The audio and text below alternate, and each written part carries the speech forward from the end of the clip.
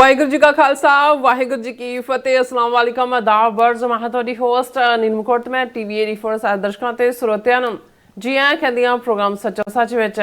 ਜਿਹੜੇ ਇਸ ਪ੍ਰੋਗਰਾਮ ਨਾਲ ਦੇਸ਼ਾਂ ਵਿਦੇਸ਼ਾਂ ਤੋਂ ਜੁੜ ਚੁੱਕੇ ਨੇ। ਖਾਲਸਾ ਅਫੇਅਰ ਸੈਂਟਰ ਦੇ ਸੰਚਾਲਕ ਡਾਕਟਰ ਅਮਨਦੀਪ ਸਿੰਘ ਜੀ ਸਟੂਡੀਓ 'ਚ ਮੇਰੇ ਨਾਲ ਸ਼ਾਮਿਲ ਨੇ। ਆਓ ਉਹਨਾਂ ਨਾਲ ਗੱਲਬਾਤ ਕਰਕੇ ਅੱਜ ਦਾ ਪਰ ਉਹਨਾਂ ਤੋਂ ਉਹਨਾਂ ਦਾ ਤਜ਼ੀਆ ਜਾਣਦੇ ਹਾਂ। ਜੀ ਡਾਕਟਰ ਸਾਹਿਬ ਵਾਹਿਗੁਰੂ ਜੀ ਕਾ ਖਾਲਸਾ ਵਾਹਿਗੁਰੂ ਜੀ ਕੀ ਫਤਿਹ। हाँ जी नीलम कौर जी ਤੁਹਾਨੂੰ ਵੀ ਤੇ ਦੁਨੀਆ ਭਰ ਚ ਬੈਠੇ ਸਾਡੇ ਬਹੁਤ ਹੀ ਪਿਆਰੇ ਸੋਹਣੇ ਸਿਆਣੇ ਸੁਨੱਖੇ ਟੀਵੀ 84 ਦੇ ਦਰਸ਼ਕਾਂ ਨੂੰ ਵੀ ਵਾਹਿਗੁਰੂ ਜੀ ਕਾ ਖਾਲਸਾ ਵਾਹਿਗੁਰੂ ਜੀ ਕੀ ਫਤਿਹ। ਸਾਡੇ ਬਹੁਤ ਹੀ ਪਿਆਰੇ ਮੁਸਲਮਾਨ ਭੈਣਾਂ ਭਰਾਵਾਂ ਨੂੰ ਅਸਲਾਮ ਅਲੈਕਮ। ਗੰਗਾ ਜਮਨੀ ਤਹਿਜ਼ੀਬ ਦੇ ਹਿੰਦੂ ਤਵੀਆਂ ਨੂੰ ਨਮੋ ਨਮੇ ਤੇ ਹੋਰ ਸਭ ਵੀਰਾਂ ਭੈਣਾਂ ਨੂੰ ਆਦਾਬ ਜੀ ਡਾਕਟਰ ਸਾਹਿਬ ਜੀਆਂ ਨੂੰ ਪ੍ਰੋਗਰਾਮ ਸੱਚੋ ਸੱਚ ਵਿੱਚ ਬਹੁਤ ਧੰਨਵਾਦ ਜੀ ਡਾਕਟਰ ਸਾਹਿਬ। ਅੱਜ 4 ਦਸੰਬਰ 2025 21 ਮੱਘਰ ਨਾਨਕਸ਼ਾਹੀ ਸੰਮਤ 557 ਦਾ ਦਿਨ ਹੈ ਤੇ ਡਾਕਟਰ ਸਾਹਿਬ ਪ੍ਰੋਗਰਾਮ ਸ਼ੁਰੂ ਕਰਨ ਤੋਂ ਪਹਿਲਾਂ ਅਸੀਂ ਦਰਸ਼ਕਾਂ ਤੇ ਸਰੋਤਿਆਂ ਨੂੰ ਹਮੇਸ਼ਾ ਤਰ੍ਹਾਂ ਦਾ ਸੀ ਵਿਊਅਰਸ ਜੇ ਤੁਸੀਂ ਹੱਕ ਸੱਚ ਇਨਸਾਫ ਤੇ ਪੈਰਾ ਦਿੰਦਾ ਇੱਕੋ ਇੱਕ ਚੈਨਲ ਟੀਵੀ 84 ਨੂੰ ਦੇਖਣਾ ਚਾਹੁੰਦੇ ਹੋ ਤਾਂ ਤੁਸੀਂ ਦੇਖ ਸਕਦੇ ਹੋ ਸਪੈਕਟਰਮ ਕੇਬਲ ਆਰਸੀਨ ਕੇਬਲ ਪਲਫਨ ਕੈਨੇਡਾ roku ਜਾਦੂ ਬਾਕਸ ਸ਼ਾਵਾ ਫੇਸਬੁੱਕ ਟੀਵੀ 84 ਦੀ ਐਪ ਰਾਹੀਂ online streaming and IP box ਤੇ ਤੁਸੀਂ ਟੀਵੀ 84 ਨੂੰ ਦੇਖ ਸਕਦੇ ਹੋ। ਵਿਊਅਰਸ ਜੇ ਤੁਸੀਂ ਟੀਵੀ 84 ਨਾਲ ਜਾਂ ਪ੍ਰੋਗਰਾਮ ਸੱਚੋ ਸੱਚ ਨਾਲ ਫੇਸਬੁੱਕ ਰਾਹੀਂ ਜੁੜੇ ਹੋ ਤਾਂ ਸਭ ਤੋਂ ਵੱਧ ਲਾਈਕ ਕਰੋ ਤੇ ਸ਼ੇਅਰ ਕਰੋ ਅਤੇ ਨਾਲ ਹੀ YouTube ਤੇ ਸਬਸਕ੍ਰਾਈਬ ਵੀ ਕਰੋ। ਇਹ ਵੀ ਦੱਸ ਦਿਓ ਕਿ ਤੁਸੀਂ ਟੀਵੀ 84 ਦੀ ਐਪ ਨੂੰ ਐਂਡਰੋਇਡ ਐਪ ਸਟੋਰ ਤੇ ਡਾਊਨਲੋਡ ਕਰਕੇ ਜੋ ਟੀਵੀ 84 ਦੀ ਲਾਈਵ ਸਟ੍ਰੀਮ ਹੈ ਇਸ ਨੂੰ ਤੁਸੀਂ 24 ਆਵਰਸ ਦੇਖ ਸਕਦੇ ਹੋ। ਸੋ ਵਿਊਅਰਸ ਪ੍ਰੋਗਰਾਮ ਦੀ ਸ਼ੁਰੂਆਤ ਕਰਨ ਜਾ ਰਹੇ ਹਾਂ ਅੱਜ ਦੀ ਸਪਾਂਸਰਸ਼ਿਪ ਦੇ ਵਾਲੇ ਨਾਲ ਕਿ ਅੱਜ ਦੇ ਪ੍ਰੋਗਰਾਮ ਸੱਚੋ ਸੱਚ ਨੂੰ ਸਪਾਂਸਰ ਕੀਤਾ ਗਿਆ ਹੈ ਸਰੀ ਕੈਨੇਡਾ ਤੋਂ ਸਰਦਾਰ ਜਸਪਾਲ ਸਿੰਘ ਪੱਡਾ ਜੀ ਵੱਲੋਂ। ਸੋ ਇਹਨਾਂ ਨੇ ਟੀਵੀ 84 ਦੀ ਵੱਧ ਤੋਂ ਵੱਧ ਸਪੋਰਟ ਕਰਨ ਲਈ ਕਿਹਾ ਔਰ ਖਾਲਸਾ ਦੀ ਪ੍ਰਾਪਤੀ ਤੇ ਸਿੱਖ ਕੌਮ ਦੀ ਚੜ੍ਹਦੀ ਕਲਾ ਦੀ ਅਰਦਾਸ ਕੀਤੀ ਹੈ। ਸੋ ਇਹਦੀ ਸਪਾਂਸਰਸ਼ਿਪ ਲਈ ਅਸੀਂ ਸਰਦਾਰ ਜਸਪਾਲ ਸਿੰਘ ਪੱਡਾ ਜੀ ਹੋਰਾਂ ਦਾ ਤਹਿ ਦਿਲ ਤੋਂ ਧੰਨਵਾਦ ਕਰਦੇ ਹਾਂ। ਤੁਹਾਨੂੰ ਵੀ ਅਪੀਲ ਤੇ ਬੇਨਤੀ ਕਰਦੇ ਹਾਂ ਕਿ ਤੁਸੀਂ ਪ੍ਰੋਗਰਾਮ ਸੱਚੋ ਸੱਚ ਨੂੰ ਵੱਧ ਤੋਂ ਵੱਧ ਸਪਾਂਸਰ ਕਰੋ। ਸਪਾਂਸਰਸ਼ਿਪ ਲਈ ਤੁਸੀਂ ਕਾਲ ਕਰ ਸਕਦੇ ਹੋ ਸਾਡੇ ਫੋਨ ਨੰਬਰ ਤੇ 5166191984 ਸੇਮ ਨੰਬਰ ਤੇ WhatsApp ਕਰ ਸਕਦੇ ਹੋ। ਤੁਸੀਂ ਈਮੇਲ ਵੀ ਕਰ ਸਕਦੇ ਹੋ info@tv84.tv ਤੇ। ਸੋ ਵਿਊਅਰਸ ਪਹਿਲੇ ਸੈਗਮੈਂਟ ਦੇ ਵਿੱਚ ਆਪਾਂ ਗੱਲਬਾਤ ਕਰਨ ਜਾ ਰਹੇ ਹਾਂ ਕਿ ਪੁਤਨ ਦੀ ਜਿਹੜੀ ਹੈ ਫੇਰੀ ਹੈ ਭਾਰਤ ਦੇ ਵਿੱਚ ਉਸ ਦੇ ਹਵਾਲੇ ਨਾਲ ਕਿ ਰੂਸ ਦੇ ਪ੍ਰੈਜ਼ੀਡੈਂਟ ਪੁਤਨ ਆਪਣੇ 2 ਰੋਜ਼ਾ ਭਾਰਤ ਦੌਰੇ ਤੇ ਭਾਰਤ ਪਹੁੰਚ ਗਏ ਹਨ। ਉਹਨਾਂ ਦਾ ਸ਼ਾਨਦਾਰ ਸ਼ਾਹੀ ਜਿਹੜਾ ਸਵਾਗਤ ਕੀਤਾ ਗਿਆ। ਆਉਣ ਤੋਂ ਪਹਿਲੇ ਪੁਤਨ ਵੱਲੋਂ ਦਿੱਤੇ ਗਏ ਅੱਡ-ਅੱਡ ਇੰਟਰਵਿਊਜ਼ ਵਿੱਚ ਉਸ ਨੇ ਯੂਕਰੇਨ ਜੰਗ ਨੂੰ ਲੈ ਕੇ ਯੂਰਪ ਦੇ ਖਿਲਾਫ ਖੁੱਲ੍ਹ ਕੇ ਜਿਹੜੀ ਬਿਆਨਬਾਜ਼ੀ ਕੀਤੀ ਹੈ ਔਰ ਪੁਤਨ ਨੇ ਕਿਹਾ ਹੈ ਕਿ ਜੇ ਯੂਰਪ ਨੇ ਰੂਸ ਦੇ ਖਿਲਾਫ ਜੰਗ ਵਿੱਢੀ ਤਾਂ ਇਹ ਜੰਗ ਇੰਨੀ ਜਲਦੀ ਖਤਮ ਹੋ ਜਾਵੇਗੀ ਕਿ ਗੱਲਬਾਤ ਕਰਨ ਵਾਲਾ ਕੋਈ ਵੀ ਨਹੀਂ ਰਹੇਗਾ। ਸੋ ਭਾਰਤ ਵਿੱਚ ਪੁਤਨ ਦੀ ਜਿਹੜੀ ਕੀ ਬਿਆਨਬਾਜ਼ੀ ਕਰਦੇ ਹਨ ਅਤੇ ਮੋਦੀ ਦਾ ਕੀ ਸਟੈਂਡ ਹੋਵੇਗਾ ਇਸ ਨਾਲ ਭਾਰਤ ਦਾ ਭਵਿੱਖ ਵੀ ਜਿਹੜਾ ਬੱਝਾ ਹੋਇਆ ਹੈ। ਸੋ ਅਮਰੀਕਾ ਅਤੇ ਪੱਛਮੀ ਮੁਲਕ ਇਸ ਦੌਰੇ ਨੂੰ ਬੜੀ ਗਹਿਰੀ ਅੱਖ ਨਾਲ ਦੇਖ ਰਹੇ ਨੇ। ਸੋ ਇਸ ਬਾਰੇ ਆਪਾਂ ਗੱਲਬਾਤ ਕਰਨ ਜਾ ਰਹੇ ਹਾਂ। ਸੋ ਅਸੀਂ ਚਾਹਾਂਗੇ ਕਿ ਤੁਸੀਂ ਇਸੇ ਤਰ੍ਹਾਂ ਬਣੇ ਰਹਿਣਾ। ਦੇਖਣ ਸੁਣਨ ਲਈ ਤੁਹਾਡਾ ਸਭ ਦਾ ਬਹੁਤ ਬਹੁਤ ਧੰਨਵਾਦ। ਜੀ ਡਾਕਟਰ ਸਾਹਿਬ ਕੀ ਵਿਚਾਰਾਂ ਨੇ? ਸਭ ਤੋਂ ਪਹਿਲਾਂ ਤਾਂ ਅੱਜ ਦੇ ਪ੍ਰੋਗਰਾਮ ਨੂੰ ਸਪਾਂਸਰ ਕਰਨ ਲਈ ਅਸੀਂ ਕੈਨੇਡਾ ਦੇ ਪ੍ਰੋਵਿੰਸ ਸੂਬੇ ਬ੍ਰਿਟਿਸ਼ ਕੋਲੰਬੀਆ ਦੇ ਸਰੀ ਸ਼ਹਿਰ 'ਚ ਵਸਦੇ ਵੀਰ ਜਸਪਾਲ ਸਿੰਘ ਪੱਡਾ ਉਹਨਾਂ ਦਾ ਸ਼ੁਕਰੀਆ ਅਦਾ ਕਰਦੇ ਹਾਂ। ਇਹ ਪੰਥ ਦਰਦੀ ਨੇ, ਪੰਥ ਨੂੰ ਪਿਆਰ ਕਰਦੇ ਨੇ, ਟੀਵੀ 84 ਦੇ ਕੰਮ ਦੀ ਸ਼ਲਾਘਾ ਕਰਦੇ ਨੇ ਔਰ ਅਸੀਂ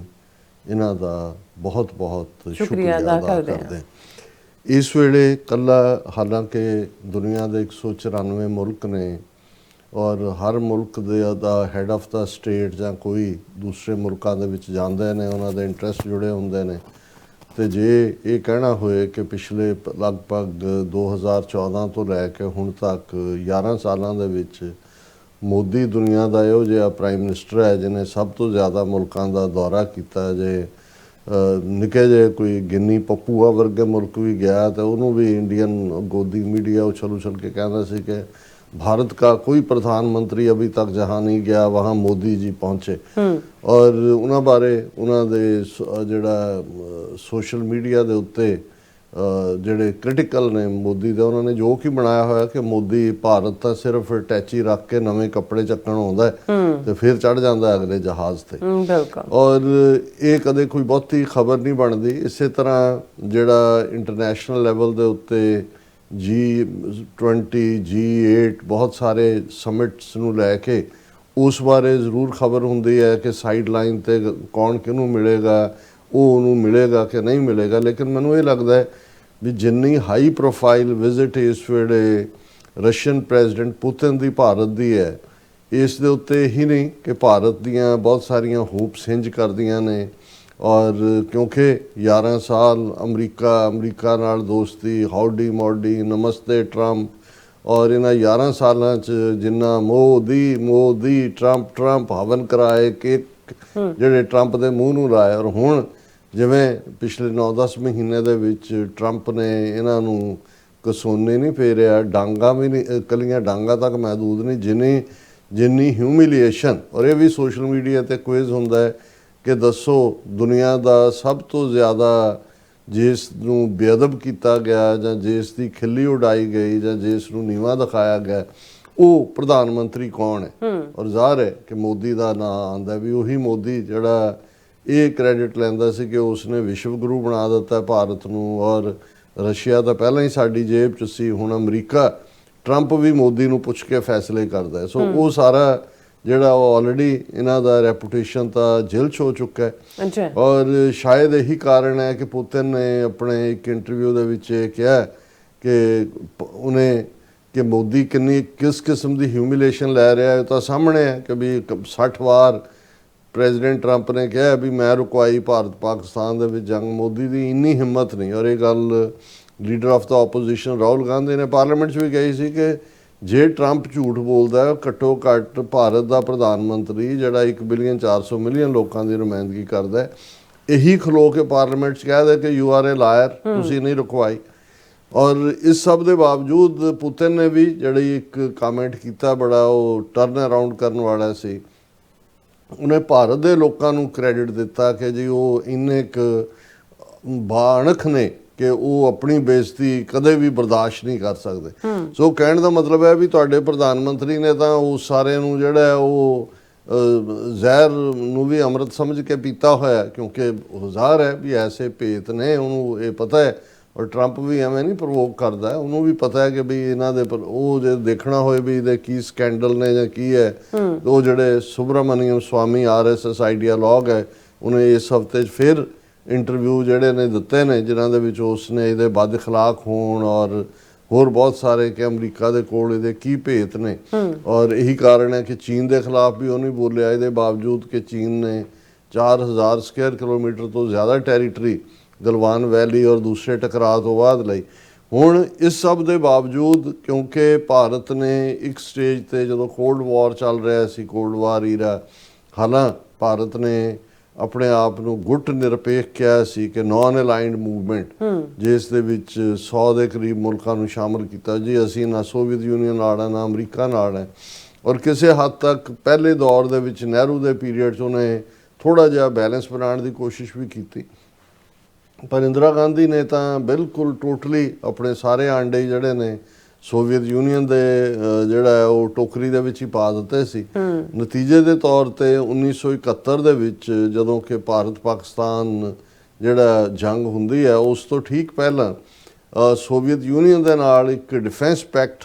ਇੰਦਰਾ ਗਾਂਧੀ ਨੇ ਕੀਤਾ ਸੀ, ਜਿਹਦੇ 'ਚ ਇਹ ਸੀ ਕਿ ਜੇ ਸੋਵੀਅਤ ਯੂਨੀਅਨ ਹਮਲਾ ਕਰੇਗਾ ਭਾਰਤ ਤੇ ਜੇ ਕੋਈ ਮੁਲਕ ਭਾਰਤ ਤੇ ਹਮਲਾ ਕਰੇਗਾ ਤਾਂ ਸੋਵੀਅਤ ਯੂਨੀਅਨ ਭਾਰਤ ਦੇ ਨਾਲ ਖਲੋਏਗਾ, ਤੇ ਜੇ ਕੋਈ ਸੋਵੀਅਤ ਯੂਨੀਅਨ ਤੇ ਕਰੇਗਾ ਤੇ ਭਾਰਤ ਉਹਦੇ ਨਾਲ ਖਲੋਏਗਾ। ਔਰ ਇਹੀ ਕਾਰਨ ਸੀ ਕਿ ਅਮਰੀਕਾ ਨੇ ਇਹਦੇ ਬਾਵਜੂਦ ਕਿ ਅਮਰੀਕਾ ਦਾ 7th ਫਲੀਟ 7ਵਾਂ ਬੇੜਾ ਭਾਰਤੀ ਓਸ਼ਨ ਦੇ ਵਿੱਚ ਸੀ ਔਰ ਪਾਕਿਸਤਾਨ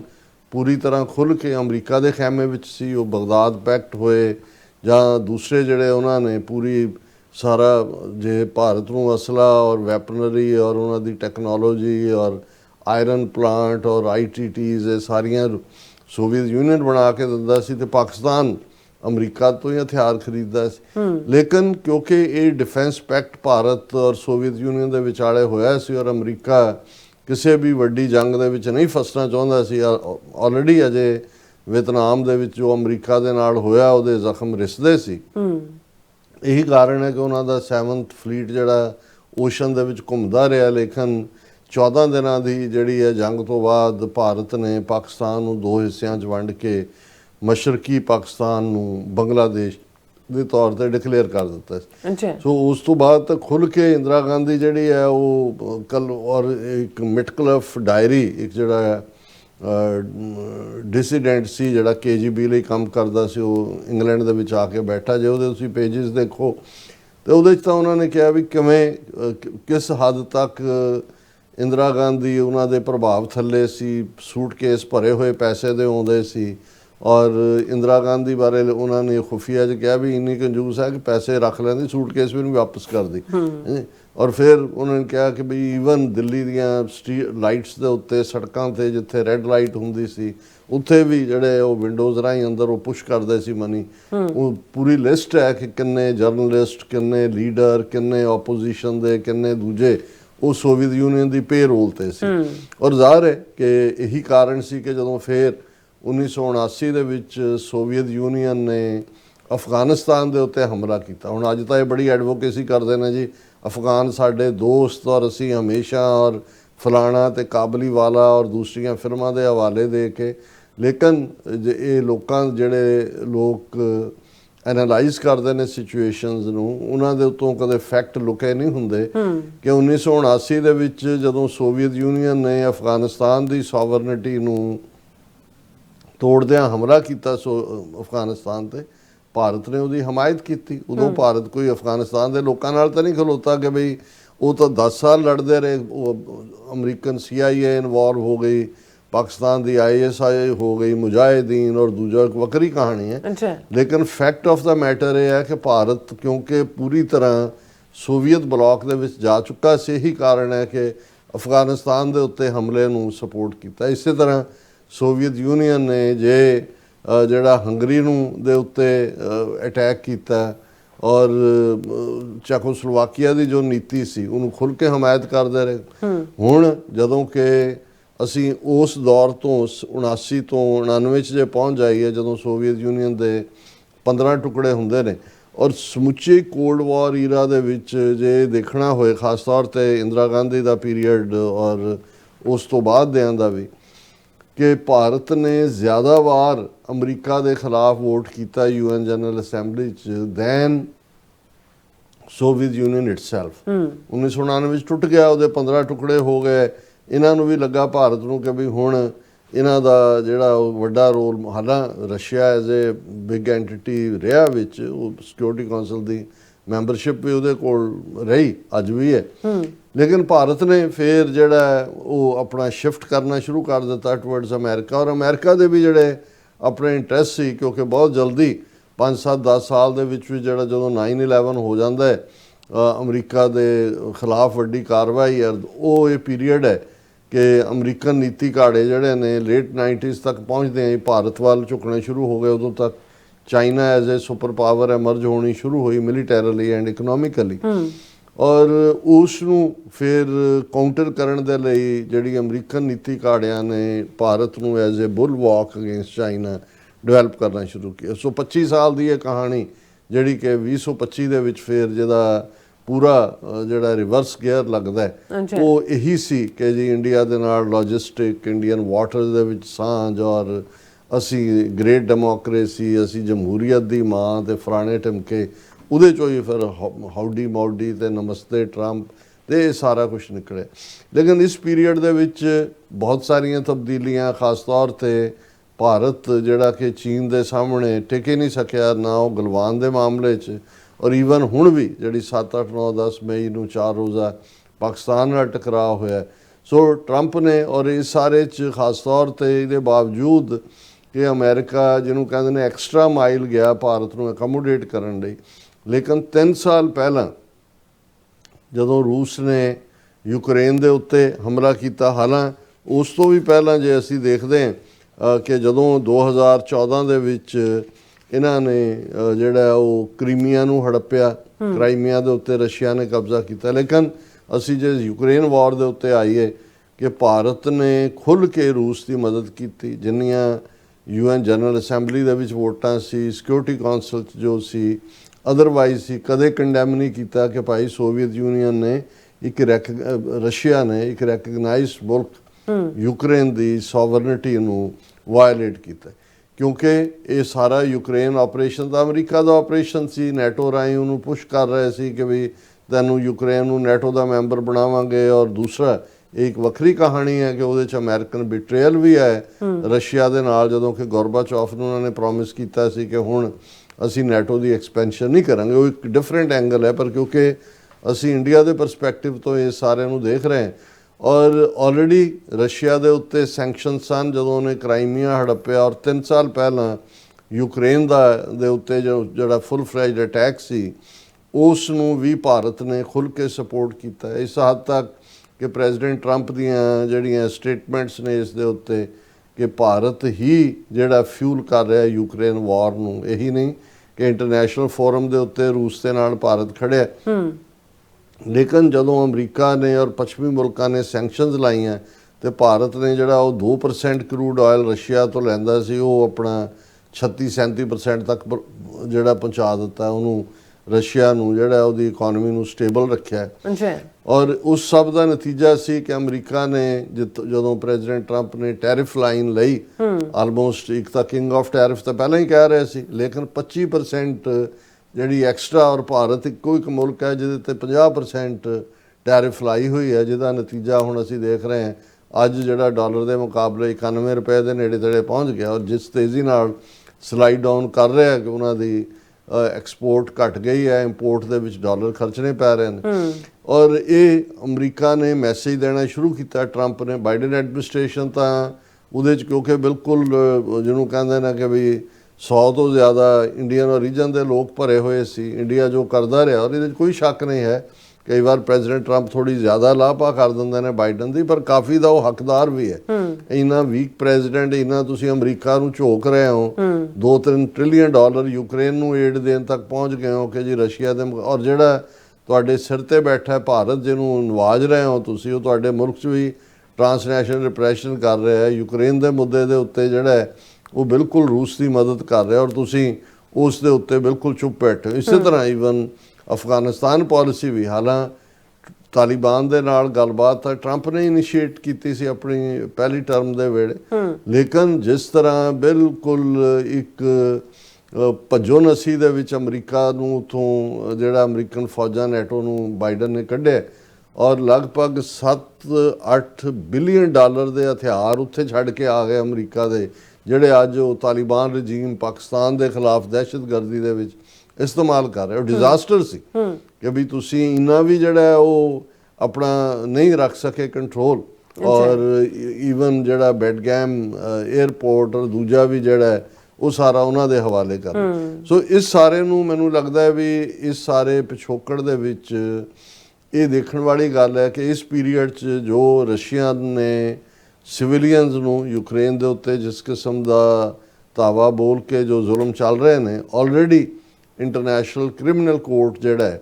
ਉਸ ਨੇ ਪੁਤਿਨ ਦੇ ਵਾਰੰਟ ਜਾਰੀ ਕੀਤੇ ਹੋਏ ਨੇ। ਇਹੀ ਕਾਰਨ ਹੈ ਕਿ ਪੁਤਿਨ G20 ਸਾਊਥ ਅਫਰੀਕਾ 'ਚ ਵੀ ਨਹੀਂ ਗਿਆ, ਕਿਉਂਕਿ ਉਹਨੂੰ ਇਹ ਸੀ ਕਿ ਵੀ ਅਰੈਸਟ ਵਾਰੰਟ ਨੇ, ਹੋਰ ਵੀ ਕਿਸੇ ਪਾਸੇ ਨਹੀਂ। ਹਾਂ, ਅਮਰੀਕਾ ਨੇ ਉਹਨੂੰ ਖੁਦ ਅਲਾਸਕਾ 'ਚ ਸੱਦ ਕੇ ਰੈੱਡ ਕਾਰਪਟ ਦਿੱਤਾ,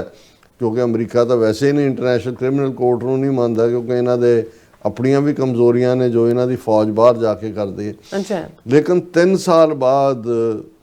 ਉਸ ਬੰਦੇ ਨੂੰ ਜਿਹੜਾ ਜ਼ਿੰਮੇਵਾਰ ਹੈ ਉਸ ਕਿਸਮ ਦੇ ਹਜ਼ਾਰਾਂ ਨਹੀਂ ਲੱਖਾਂ ਦੀ ਗਿਣਤੀ ਦੇ ਵਿੱਚ ਜਿਹਦੇ ਵਿੱਚ ਦੋਨੋਂ ਪਾਸਿਓਂ ਲੋਕ ਮਾਰੇ ਗਏ ਨੇ, ਮਾਰੇ ਜਾ ਰਹੇ ਨੇ, ਉਸ ਨੂੰ ਭਾਰਤ ਵੱਲੋਂ ਇਨਵਾਈਟ ਕਰਨਾ ਐਜ਼ ਏ ਚੀਫ ਗੈਸਟ,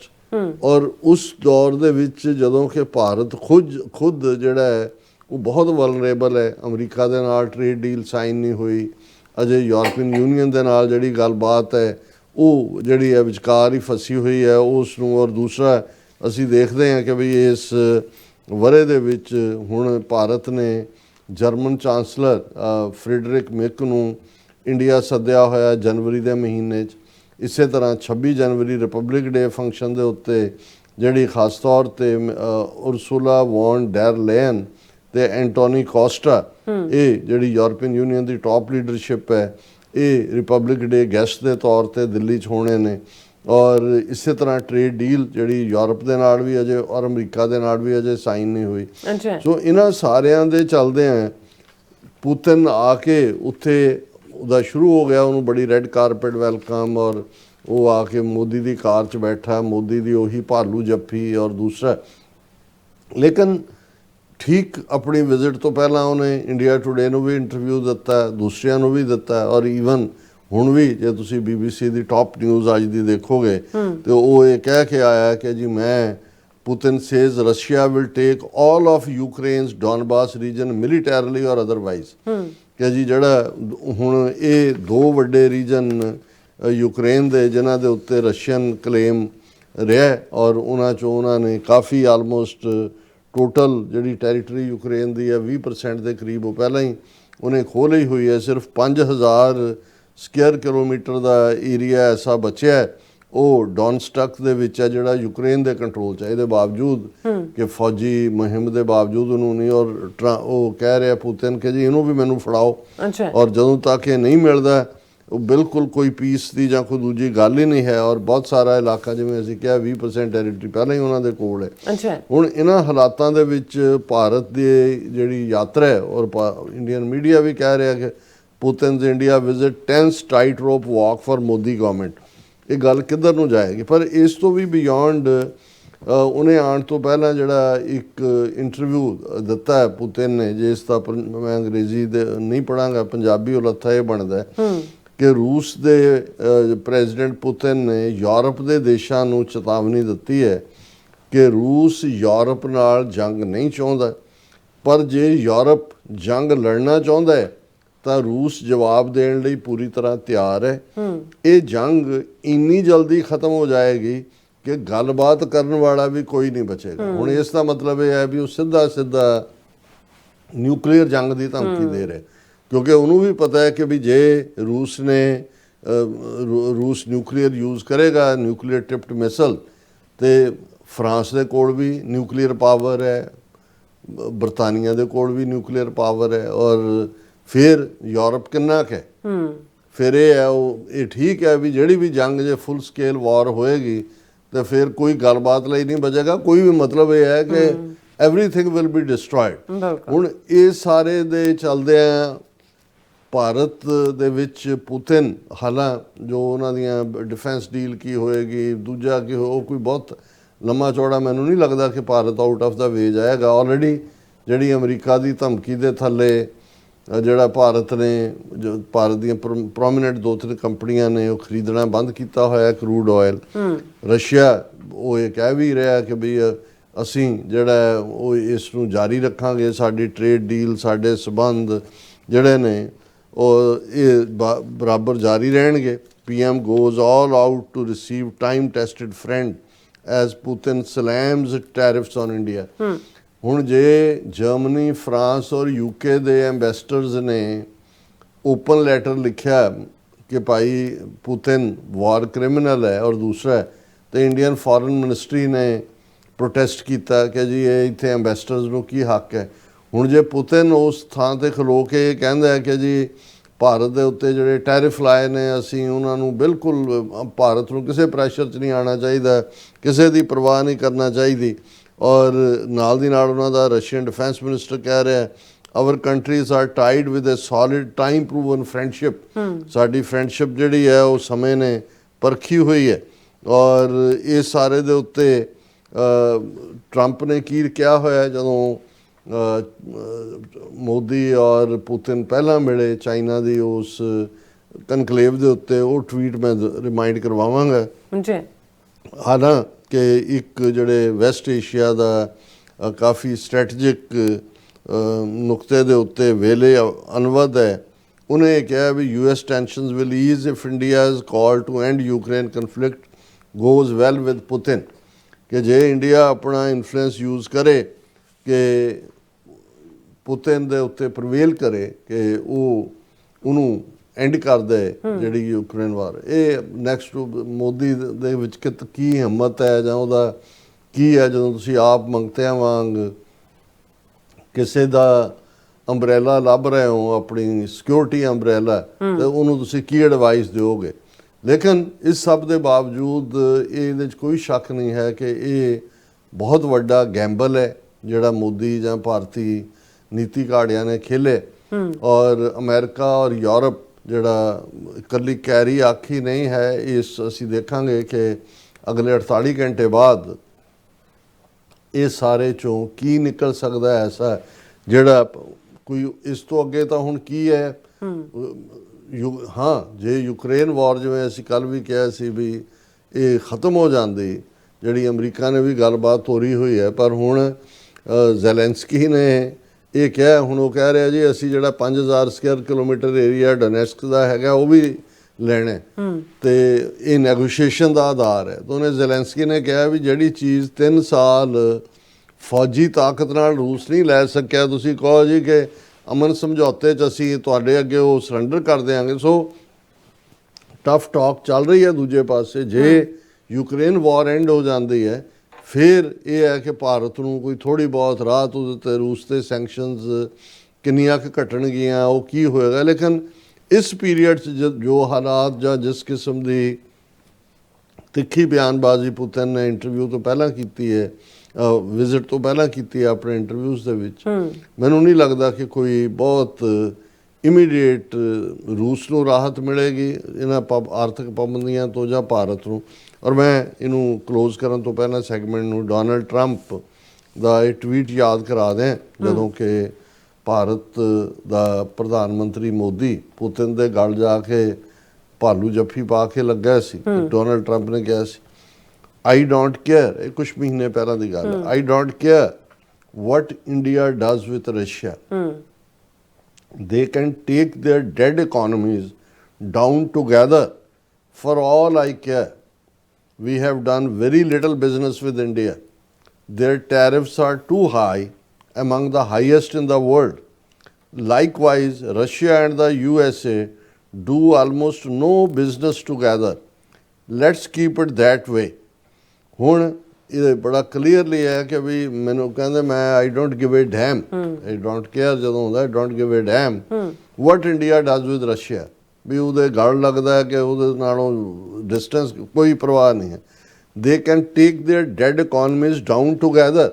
ਇਹ ਬੜਾ ਕਲੀਅਰ ਸੀ ਕਿ ਇਕਨੋਮੀ ਰਸ਼ੀਆ ਦੀ ਵੀ ਡੈਡ ਹੈ ਜਿਹੜੀ ਹੈ ਹੀ ਹੈ ਇੰਡੀਆ ਦੀ ਡੈਡ ਤੁਸੀਂ ਦੇਖ ਲਓ ਕਿ ਜਦੋਂ ਪੁਤਿਨ 2 ਦਿਨ ਉੱਥੇ ਹੋਏਗਾ ਹੁਣ ਜੇ 91 ਦੇ ਨੇੜੇ ਤੇੜੇ ਪਹੁੰਚ ਹੋ ਸਕਦਾ 92 ਜਦੋਂ ਤੱਕ ਪੁਤਿਨ ਜਾਏ ਹੋਰ ਡੈਡ ਇਕਨੋਮੀ ਉਹ ਕਹਿੰਦੇ ਵੀ ਦੋਨੋਂ ਹੀ ਮੁਰਦੇ ਨੇ ਮੁਰਦੇ ਇੱਕ ਦੂਜੇ ਨੂੰ ਜੱਫੀ ਪਾਈ ਜਾਣ ਉਹਦੇ ਚੋਂ ਕੀ ਕੱਢ ਲੈਣਗੇ ਔਰ they can take their dead economies down together ਕਿ ਡੁੱਬੋ ਆਪਣੀਆਂ ਇਕਨੋਮੀਜ਼ ਨੂੰ ਲੈ ਕੇ ਫॉर ਆਲ ਆਈ ਕੇਅਰ ਮੈਨੂੰ ਇਸ ਦੀ ਕੋਈ ਪਰਵਾਹ ਨਹੀਂ we have done very little business with India ਸਾਡੀ ਪਹਿਲਾਂ ਵੀ ਇੰਡੀਆ ਦੇ ਨਾਲ ਕਿੰਨੀ ਕੁ ਬਿਜ਼ਨਸ ਹੈ there tariffs are too high ਬਹੁਤ ਜ਼ਿਆਦਾ ਉਹਨਾਂ ਨੇ ਟੈਰਿਫ ਲਾਏ ਹੋਏ ਨੇ ਅਮੰਗ ਦਾ ਹਾਈਐਸਟ ਇਨ ਦਾ ਵਰਲਡ ਦੁਨੀਆ 'ਚ ਸਭ ਤੋਂ ਜ਼ਿਆਦਾ ਟੈਰਿਫ ਇਹਨਾਂ ਦੇ ਹੀ ਨੇ likewise Russia and USA do almost no business to all together ਮਾੜਾ ਮੋਟਾ ਹੈ ਉਹ ਕੋਈ ਨਹੀਂ ਹੈ ਔਰ ਇਹ ਜਿਹੜਾ ਉਹਨਾਂ ਨੇ ਟਰੰਪ ਦਾ ਸਟੈਂਡ ਸੀ ਹੁਣ ਜੇ ਕੋਈ ਇਸ ਕਿਸਮ ਦੀ ਬਿਆਨਬਾਜ਼ੀ ਜਾਂ ਕੋਈ ਦੂਜਾ ਮੋਦੀ ਤਾਂ ਨਹੀਂ ਖੋਲੇਗਾ ਮੂੰਹ ਜੇ ਇੰਨਾ ਅਪਮਾਨਿਤ ਹੋ ਕੇ ਇੰਨੇ ਪੀਰੀਅਡ ਤੋਂ ਉਹਨੇ ਆਪਣਾ ਮੂੰਹ ਬੰਦ ਰੱਖਿਆ ਹੋਇਆ ਤੇ ਅੱਗੇ ਉਹਨੇ ਕੀ ਬੋਲਣਾ ਲੇਕਿਨ ਪੁਤਿਨ ਜਿਸ ਅੰਦਾਜ਼ ਦੇ ਵਿੱਚ ਉਹਨੇ ਵਿਜ਼ਿਟ ਤੋਂ ਪਹਿਲਾਂ ਇੰਟਰਵਿਊ ਦਿੱਤੇ ਨੇ ਔਰ ਉੱਥੇ ਮੈਨੂੰ ਨਹੀਂ ਲੱਗਦਾ ਕਿ ਕੋਈ ਜੁਆਇੰਟ ਪ੍ਰੈਸ ਕਾਨਫਰੰਸ ਪੁਤਿਨ ਔਰ ਮੋਦੀ ਕਰਨਗੇ ਪੁਤਿਨ ਆਪਣੇ ਤੌਰ ਤੇ ਕਰ ਸਕਦਾ ਔਰ ਉਹਦੇ 'ਚ ਹੈ ਤਾਂ ਉਹਨਾਂ ਦਾ ਦਰਬਾਰੀ ਮੀਡੀਆ ਹੀ ਸਾਰਾ ਇਕੱਠਾ ਕੀਤਾ ਹੋਇਆ ਕਿਸੇ ਨੇ ਵੀ ਪ੍ਰੋਬਿੰਗ ਸਵਾਲ ਨਹੀਂ ਕਰਨੇ ਪਰ ਤੁਸੀਂ ਇਹਨਾਂ ਦੀ ਲਾਇਲਟੀ ਦੇਖੋ ਭਾਰਤ ਦੀ ਜਿਹੜੇ ਇਹ 11 ਸਾਲ ਟਰੰਪ ਕਰ ਰਹੇ ਸੀ ਹੁਣ ਜਿਹੜਾ ਉਹਨਾਂ ਦਾ ਮੀਡੀਆ ਉਹਨਾਂ ਦੇ ਦੂਜੇ ਲੱਗੇ ਨੇ रूस के साथ हमारी दोस्ती पुरानी उस ज़माने की रूस भारत फलाना ठिमका ਜਿਹਨੂੰ ਲੱਗਦਾ ਕਿ ਵੀ ਇਹ ਸਾਰੇ ਇਹ ਹੈ ਇਹਨਾਂ ਦਾ ਜਿਹੜੇ ਗਿਰਗਿਟ ਦਾ ਵਿਚਾਰਾ ਐਵੇਂ ਹੀ ਬਦਨਾਮ ਕੀਤਾ ਹੋਇਆ ਕਿ ਗਿਰਗਿਟ ਵਾਂਗ ਰੰਗ ਬਦਲਦੇ ਨੇ ਜੇ ਕਿਸੇ ਦੇ ਨਾਲ ਤਸ਼ਬੀਹ ਦੇਣੀ ਹੋਏ ਤਾਂ ਇਹ ਕਹਿਣਾ ਵੀ ਭਾਰਤ ਦੇ ਲੋਕ ਜਾਂ ਇਹਨਾਂ ਦੇ ਨੀਤੀ ਘਾੜੇ ਕਿਵੇਂ ਰੰਗ ਬਦਲਦੇ ਨੇ ਇਹ ਇਸ ਵੱਲ ਦੇਖੋ ਔਰ ਫਿਰ ਅੰਦਾਜ਼ਾ ਲਾਓ ਵੀ ਇਹਨਾਂ ਤੇ ਤੁਸੀਂ ਕਿੰਨਾ ਕੁ ਇਤਬਾਰ ਕਰ ਸਕਦੇ ਹੋ ਜੀ ਡਾਕਟਰ ਸਾਹਿਬ ਤੁਹਾਡਾ ਬਹੁਤ ਸ਼ੁਕਰੀਆ ਸੋ ਥਲੇ ਨਾ ਬ੍ਰੇਕ ਤੇ ਜਾਣ ਤੋਂ ਪਹਿਲਾਂ ਅਸੀਂ ਆਪਣੇ ਦਰਸ਼ਕਾਂ ਤੇ ਸਰੋਤਿਆਂ ਨੂੰ ਅਪੀਲ ਤੇ ਬੇਨਤੀ ਕਰਦੀ ਵਿਊਅਰਸ ਜਿਸ ਤਰ੍ਹਾਂ ਤੁਸੀਂ ਜਾਣਦੇ ਹੋ ਕਿ ਟੀਵੀ 84 ਹੱਕ ਸੱਚ ਇਨਸਾਫ ਦੀ ਆਵਾਜ਼ ਬੁਲੰਦ ਕਰ ਰਿਹਾ ਹੈ ਆਵਾਜ਼ ਤੁਹਾਡੇ ਪਿਆਰ ਸਦਕਾ ਤੁਹਾਡੇ ਵਿਸ਼ਵਾਸ ਸਦਕਾ ਤੁਹਾਡੇ ਡੋਨੇਸ਼ਨ ਸਦਕਾ ਹੀ ਹੋ ਸਕਦੀ ਹੈ ਸੋ ਅਸੀਂ ਚਾਹਾਂਗੇ ਕਿ ਤੁਸੀਂ ਟੀਵੀ 84 ਦੀ ਚੜ੍ਹਦੀ ਕਲਾ ਲਈ ਵੱਧ ਤੋਂ ਵੱਧ ਡੋਨੇਟ ਕਰੋ ਡੋਨੇਟ ਕਰਨ ਲਈ ਸਾਡੀ ਵੈਬਸਾਈਟ tv84.tv ਤੇ ਜਾ ਕੇ ਪੇਪਲ ਦੀ ਵਰਤੋਂ ਕਰਕੇ ਵਨ ਟਾਈਮ ਡੋਨੇਟ ਕਰ ਸਕਦੇ ਹੋ ਮੰਥਲੀ ਡੋਨੇਟ ਵੀ ਕਰ ਸਕਦੇ ਹੋ ਤੁਸੀਂ TV84 ਦੇ ਨਾਮ ਤੇ ਚੈੱਕ ਬਣਾ ਕੇ ਸਾਨੂੰ ਮੇਲ ਵੀ ਕਰ ਸਕਦੇ ਹੋ ਸਾਡੇ ਇਸ ਪਤੇ ਤੇ 36-01 37th Avenue, Long Island City, New York 11101 USA, ਜਾਂ ਫਿਰ ਤੁਸੀਂ ਸਾਨੂੰ ਫੋਨ ਰਾਹੀਂ ਵੀ ਸੰਪਰਕ ਕਰ ਸਕਦੇ ਹੋ 5166191984। ਤੁਸੀਂ ਸਾਨੂੰ ਈਮੇਲ ਵੀ ਕਰ ਸਕਦੇ ਹੋ info@tv84.tv ਤੇ। ਅਸੀਂ ਤੁਹਾਡੇ ਤਹਿ ਦਿਲ ਤੋਂ ਸ਼ੁਕਰਗੁਜ਼ਾਰ ਹੋਵਾਂਗੇ। ਸੋ ਇੱਥੇ ਲੈਣੇ ਬ੍ਰੇਕ। ਵਿਊਅਰਸ ਤੁਸੀਂ ਸਾਨੂੰ ਇਸੇ ਤਰ੍ਹਾਂ ਹੀ ਬਣੇ ਰਹਿਣਾ। ਮਿਲਦੇ ਹਾਂ ਛੋਟੇ ਜਿਹੇ ਵਕਫੇ ਤੋਂ ਬਾਅਦ।